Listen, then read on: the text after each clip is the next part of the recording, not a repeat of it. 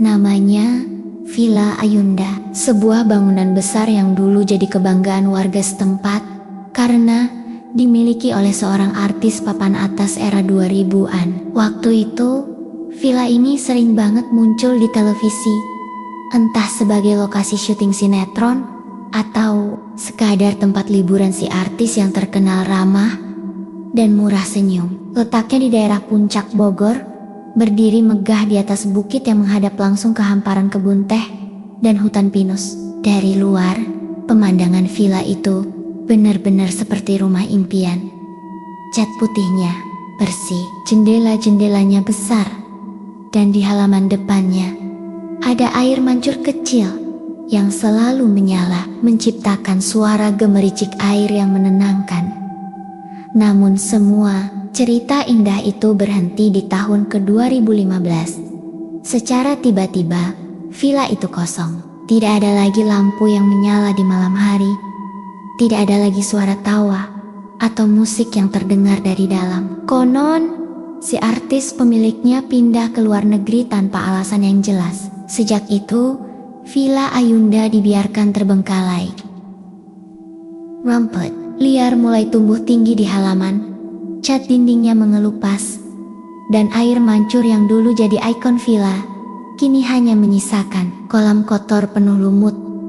Warga sekitar mulai memperhatikan bahwa ada sesuatu yang aneh di tempat itu. Siang hari, bangunannya terlihat seperti rumah tua biasa yang tidak terurus. Tapi malam hari, lain cerita. Kata Pak RT, yang rumahnya hanya berjarak 100 meter dari villa. Setiap malam sekitar pukul 11 terdengar alunan piano dari ruang. Cenggal, nadanya pelan, seperti orang sedang memainkan lagu pengantar tidur. Tapi ada sesuatu yang bikin bulu kuduk berdiri, karena piano itu tetap berbunyi meskipun listrik di villa sudah lama diputus. Beberapa warga lain juga mengaku melihat cahaya lampu dari jendela lantai 2. Meskipun mereka tahu pasti villa itu tidak lagi memiliki aliran listrik, cahaya itu muncul sebentar, lalu mati, lalu muncul lagi di jendela yang berbeda. Seperti ada seseorang yang berjalan sambil membawa lampu di dalam. Tidak sedikit juga tukang ojek yang sering melintas malah mula menceritakan hal serupa. Sosok perempuan berkebaya putih duduk sendirian di balkon.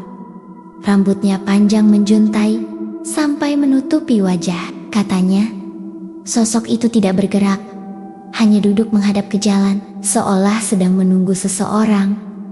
Cerita-cerita ini menyebar cepat di kalangan warga dan membuat banyak orang penasaran. Apalagi letak Villa Ayunda cukup dekat dengan jalan utama. Jadi, siapapun yang lewat pasti bisa melihat bangunannya dari luar. Beberapa pemuda desa bahkan pernah mencoba masuk untuk membuktikan kalau cerita itu cuma mitos. Tapi hampir semuanya pulang dengan wajah pucat dan enggan bicara banyak soal apa yang mereka lihat di dalam. Ada yang katanya mendengar suara bisikan dari arah tangga.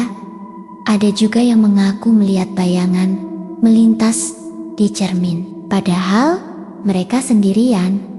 Makin lama, kisah misteri Villa Ayunda justru membuatnya jadi semacam legenda lokal. Anak-anak kecil sering ditakut-takuti orang tuanya kalau nakal nanti disuruh nginep di Villa Ayunda. Dan meski sudah banyak yang diperingatkan untuk tidak masuk, justru rasa penasaran itu makin menjadi-jadi. Setiap kali ada orang luar kota yang berkunjung, villa itu selalu jadi topik pembicaraan. Itu loh, rumah artis yang angker, kata warga sambil menunjuk ke arah bukit. Bentuk bangunannya yang megah tapi mulai rusak membuat suasananya semakin menyeramkan. Dari kejauhan, jendela-jendelanya tampak seperti mata kosong yang mengawasi siapapun yang lewat. Angin yang berhembus melewati pepohonan di sekitarnya menimbulkan suara seperti desahan panjang. Kadang terdengar seperti rintihan seseorang. Saat hujan turun, atap villa memantulkan bunyi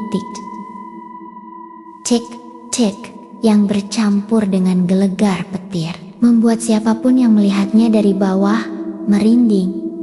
Meski begitu, tidak ada yang berani merobohkan atau merenovasi bangunan itu. Konon, pernah ada seorang pengusaha yang mencoba membeli villa tersebut untuk dijadikan resort mewah. Tapi hanya beberapa minggu setelah proses renovasi dimulai, semua pekerja berhenti. Mereka menolak kembali bekerja dengan alasan sering diganggu makhluk yang tidak terlihat. Ada yang didorong saat sedang memanjat tangga, ada yang mendengar suara teriakan dari loteng, bahkan ada yang mengaku melihat bayangan perempuan lewat di belakang mereka, padahal semua pintu tertutup rapat. Akhirnya, pengusaha itu mundur. Villa Ayunda pun kembali dibiarkan seperti semula. Sepi, gelap, dan menunggu entah siapa yang cukup nekat untuk memasukinya lagi. Tapi anehnya, meski semua orang sudah tahu kisah-kisah mengerikan yang terjadi di sana, justru banyak yang masih ingin melihatnya dari dekat. Mungkin karena rasa penasaran manusia memang selalu lebih besar dari rasa takut. Begitulah, villa ini bukan sekadar bangunan kosong di atas bukit. Ia menyimpan cerita yang membuat siapapun yang mendengarnya bertanya-tanya, apa sebenarnya yang berdiam di dalam sana? Dan kenapa si Yoluyala tidak mau pergi? Malam itu, udara di puncak terasa lebih dingin dari biasanya. Kabut tipis mulai turun, membuat jalan menuju Villa Ayunda terlihat samar-samar. Rio dan Dika, dua konten kreator horor yang lagi naik daun di YouTube, memutuskan untuk datang dan membuat video eksplorasi malam. Mereka sudah mendengar berbagai cerita aneh soal villa itu dari warga sekitar, dan justru rasa penasaran mereka makin membara. Bro, ini bakal jadi konten gila. Gue udah riset video rumah artis angker, pasti viewsnya meledak, kata Dika sambil mengatur kamera di gimbalnya. Rio hanya tertawa kecil, meskipun di dalam hatinya ada sedikit rasa was-was. Begitu mereka sampai di gerbang villa, suasananya langsung berubah. Udara yang tadinya hanya dingin, sekarang terasa menusuk sampai ke tulang. Gerbang besi itu sudah berkarat, dan ketika didorong, bunyinya berdecit panjang, memecah kesunyian malam. Jalan setapak menuju pintu depan dipenuhi daun-daun kering, dan setiap kali mereka melangkah, suara krek-krek terdengar jelas.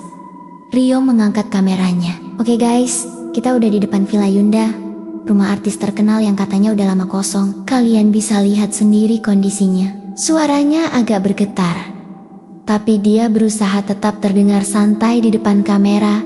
Begitu mereka masuk ke ruang tamu, bau apek langsung menyeruak. Lampu senter mereka menyorot debu tebal di semua perabotan. Sofa empuk yang dulu mungkin sering dipakai untuk bersantai kini warnanya kusam, dan kainnya robek di beberapa bagian. Di dinding masih tergantung foto-foto sang artis. Anehnya, di beberapa foto, wajah artis itu terlihat buram, seperti memudar, padahal bingkainya tertutup kaca. Di sudut ruangan, ada sebuah piano tua, tutupnya sedikit terbuka, dan permukaannya penuh debu. Rio menyorot ke arah piano sambil bercanda. Katanya tiap malam ada yang mainin piano ini. Semoga malam ini kita beruntung ya. Baru saja Rio mengucapkan itu, terdengar ting, ting, ting, nada pelan yang seperti dimainkan dari tuts piano. Mereka berdua langsung saling pandang. Bro, lu yang pencet? Tanya Dika setengah berbisik. Rio menggeleng cepat. Suaranya jelas berasal dari piano itu, tapi jari mereka belum menyentuhnya sama sekali. Mereka mencoba mencari sumbernya, menyorot dengan senter. Namun, ketika cahaya menyentuh kursi piano, terlihat jelas sosok perempuan duduk membelakangi mereka. Rambutnya panjang menutupi punggung, kebaya putihnya lusuh, dan tubuhnya tidak bergerak sama sekali. Meskipun nada piano terus terdengar. Bro, kita cabut aja yuk. Suara Dika mulai bergetar, tapi sebelum Rio sempat menjawab, sosok itu perlahan menoleh. Gerakannya lambat, seperti lehernya diputar lebih dari yang seharusnya bisa dilakukan manusia. Saat wajahnya terlihat, mata mereka langsung membelalak. Matanya hitam pekat, tanpa bola mata, dan senyumnya terlalu lebar, sampai hampir menyentuh telinga. Rio refleks mundur, dan senter di tangannya bergetar. Mereka berdua langsung berlari ke arah pintu masuk.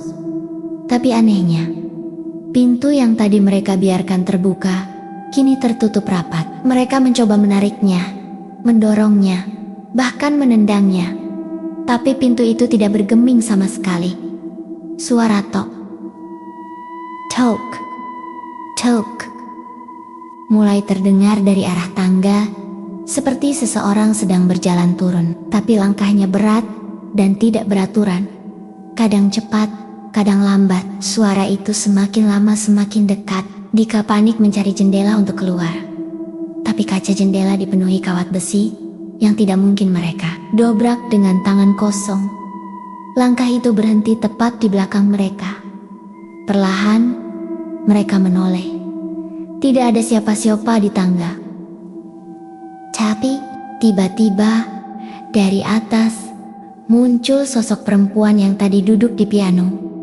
Kali ini melayang turun, tanpa menyentuh anak tangga. Rambutnya tergerai ke segala arah, seperti ditiup angin kencang. Mulutnya terbuka mengeluarkan suara A panjang yang menggema di seluruh ruangan.